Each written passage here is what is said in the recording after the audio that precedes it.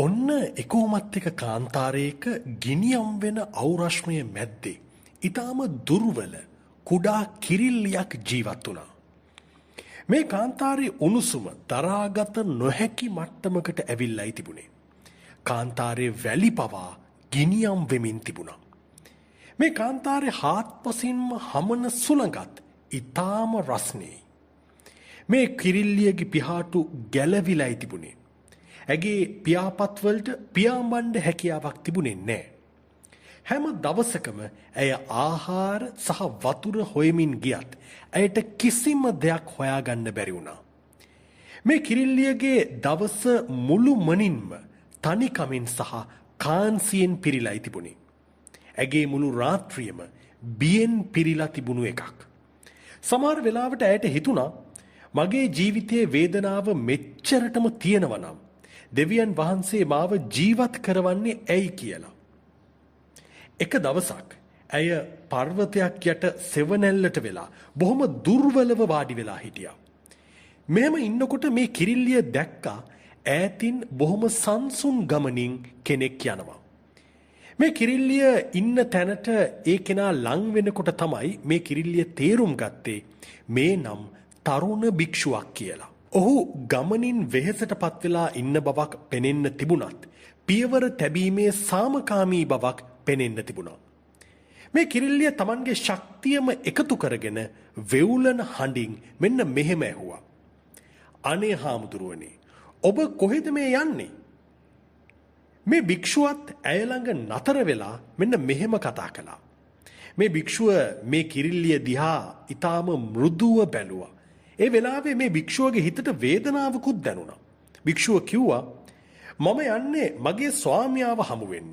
ඔහු ජීවත් වෙන්නේ මේ කාන්තාරේ එහා පැත්තේ. ඔහු බොහොම ප්‍රඥාවන්ත කෙනෙක්. දැන් මට කියන්න ඔබ මොකද මෙතන කරන්න කියලා. ඔබ කොහොමද මේ වගේ දුක්ඛිත තත්වයකටපත් උනේ? මේ වෙලාවේ අර කිරිල්ලිය ඊටාම දුක්බර හඬින් මෙහෙම කිව්වා. මම මගේ ඉරණම නිසා බොහෝම දුක් විඳිනවා. මගේ ජීවිතයේ දරාගත නොහැකි තත්වයකටපත් වෙලයි තියෙන්නේ. මම ඊටාම දුර්වලයි. මට පියාඹන්නවත් බෑ. මට කෑම නෑ, වතුර නෑ, ඉන්න තැනක් නෑ. කරුණා කරලා මට කියන්න පුළුවන්ද මං තව කොච්චර කාලයක් මේ දුක් විඳින්න ඕනේද කියලා. තරුණ භික්ෂුව මොහොතකට නතර වෙලා ඊටාම මෘදුව මෙහෙම කිව්වා. මම ආපසු එන ගමනේදී මම ඔබට කියන්නම් මගේ ස්වාමියා ඔබ ගැන මොනවද කිව්වේ කියලා. මේ කිරිල්ලිය ඊටාම දුක්බරව හිස පහතට හරවලා කිව්වා.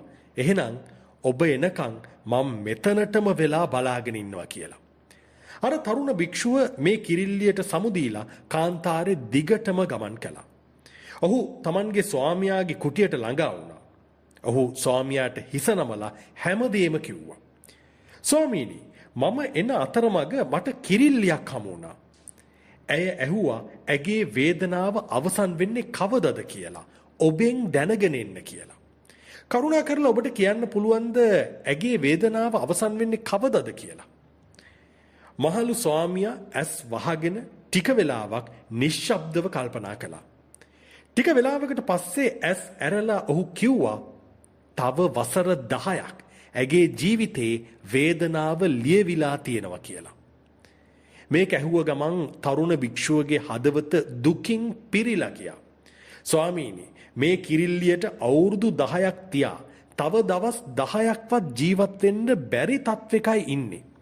මම මේ ගැන ඇයට කිව්වොත් ඇය තවත් දුකටපත් වෙනවා. ඇයට තවදුරටත් එහෙම ජීවත් වෙන්න ශක්තියක් නැහැ. මේ වෙලාවේ අර ස්වාමියා තරුණ භික්ෂුවගේ උරහිසට අත තියලා මෙහෙම කිව්වා. ඔව්, ඇගේ ඉරණම එයයි. හැබැයි තව එක මාර්ගයක් තියෙනවා. ඇයට කියන්න ඕනෑම අවස්ථාවක, ඒ කියන්නේ බඩගිනි වුණත්, තිබහ ඇති වුණත්, දුර්වල වුණත්, තනිකමක් දැනුණත්, ඒ හැම වෙලාවකදීම ඇයට විශ්වයට ස්තුතිවන්ත වෙන්න කියන්න.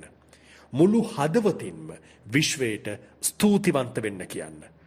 කෘතඥතාවය ඇයට දුකේ ගැඹුරට යාම වළක්වා ගන්න උදව් කරાવી. ආපහු එන ගමනේදී අර තරුණ භික්ෂුව අර කිරිල්ලිය ඉන්න තැනට ළඟා වුණා.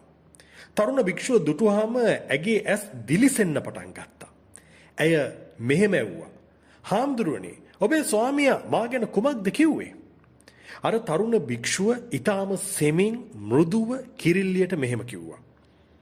ඔබට තව අවුරුදු 10ක් දුක් විඳින්න වෙනවා කියලා මගේ ස්වාමියා කිව්වා. කිරිල්ලියගේ ඇඟ සීතල වෙලා ගියා. ඇගේ කුඩා ශරීරය වෙවුලන්න ගත්තා. මුළු ලෝකෙම ඇගේ ඇඟට කඩාගෙන වැටෙනවා වගේ වේදනාවක් ඇයට දැනුණා. ඇගේ ඇස් වලින් කඳුළු ගලන්න පටන් ගත්තා.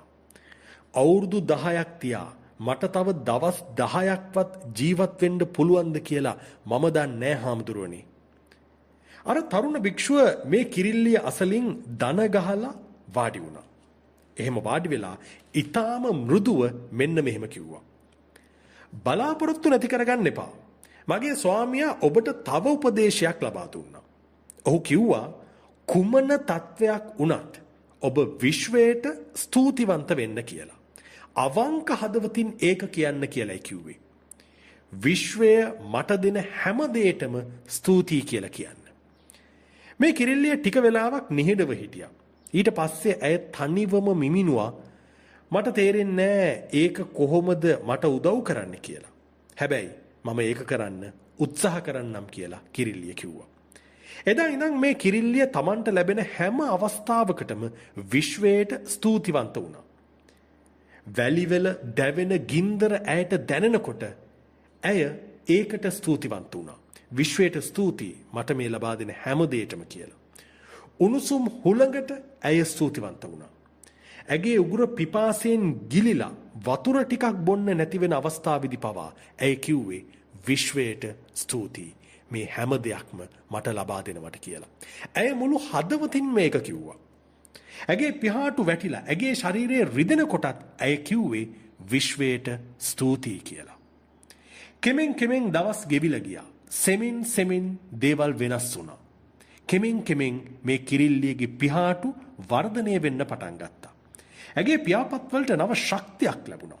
එක දවසක් අහස අඳුරු වලාකුළකින් පිරීලා ගියා. තද හුලං හැමුවා. ඉක්මනින්ම ධාරානිපාත වැස්සක් කඩාගෙන වැටුණා. වැස්ස වැටිලා ගස් ආයිමත් පිබිදෙන්න පටන් ගත්තා. පොළවට වැටුණු වතුර එකතු වෙලා තැන තැන පොකුණු නිර්මාණය වුණා. මේ කිරිල්ලිය වතුර බොන්න පටන් ගත්තා. ගස්වල ගෙඩි කන්න පටන් ගත්තා. ඇයට නැවතත් පියාඹන්න හැකියාව ලැබුණා. ඇය ඊටාම සතුටින් ඒ හරිත වර්ණයට හැරුණු කාන්තාරේ පියාඹන්න ගත්තා. ඔහොම සති ගාණක් යනකොට අර තරුණ භික්ෂුව ආපහු තමන්ගේ ස්වාමියා හොයාගෙන මේ කාන්තාරයේ මැදින් යන්න ගත්තා. හැබැයි දැන් තියෙන්නේ කාන්තාරයක් නෙමෙයි. ගස්වැල් පොකුණු තියෙන බොහොම ලස්සන ඉසව්වක්. මේ ඉසව්ව හරහා යනකොට මේ තරුණ භික්ෂුවට අර කිරිල්ලියත් හම්බුණා. අර කිරිල්ලිය කිව්වා මගේ හැමදේම වෙනස් වුණා හාමුදුරනේ කියලා. ඒකට ඔබේ ස්වාමියාට ස්තුතිවන්ත වෙන්න කියලාත් කිව්වා. මේ තරුණ භික්ෂුව ඊටාම ඉක්මනින් තමන්ගේ ස්වාමියා හොයාගෙන ගියා. ස්වාමියා හොයාගෙන ගිහිල්ලා කිව්වා ස්වාමීනි ඔබ කිව්ව දේ හරි. කෘතඥතාවය නිසා හැමදේම වෙනස් වෙලා තියෙනවා කියලා. ඒක කොහොමද උනේ කියලා මේ තරුණ භික්ෂුව ස්වාමියාගෙන් ඇහුවා. ස්වාමියා කිව්වා ඇයට අවුරුදු 10ක් දුක් විඳින්න තිබුණත් කෘතඥතාවය ඊට වඩා බලවත් වුණා. ඕනම ඉරණමක් වෙනස් කරන්න කෘතඥතාවයට නැත්නම් ඔබට ලැබිලා තියෙන දේවල් වලට මුලින් ස්තුතිවන්ත වීමේදී පුළුවන් කියලා මේ ස්වාමියා තරුණ භික්ෂුවට පැහැදිලි කරලා දුන්නා. මේ වෙලාවේ ඔබ මේ කතාව අහනකොට ඉන්න තත්ත්වය අපි හරියටම දන්නේ නැහැ.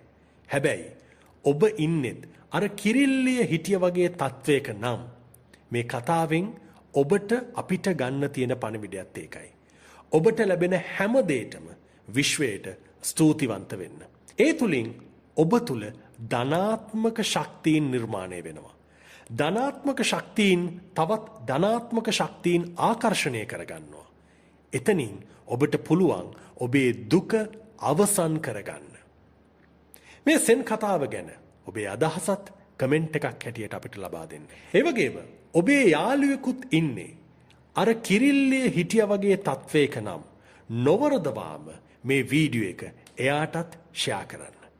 අපි මෑතකදී ඔබ වෙනුවෙන් නිර්මාණය කළ සෙන් කතා මොනවද කියලා බලන්න පුළුවන් ඊළඟට එන ලින්ක්ස් වලට ගියොත්.